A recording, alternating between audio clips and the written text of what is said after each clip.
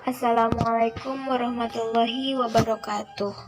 Murangkalih sadaya, dinten ayeuna hidup baris diajar ngeunaan sajak anu aya patalina sareng lingkungan alam. Prak regepkeun sajak anu judulna Alam Dunia. Alam dunia, urang hirup di dunia. Di bumi nu sakieu legana, napak dina lelemah. Aya angin, cai, jeung panon poe, nu mangpaat pikeun kahirupan.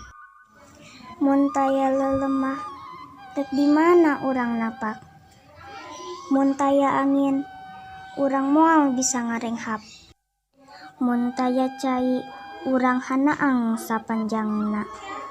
Mun taya panon poe, poek mongkleng, meredong nyimbutan alam. Lemah cai acining hirup, angin renghap kahirupan. Hurung ngumpur panon poe saban poe.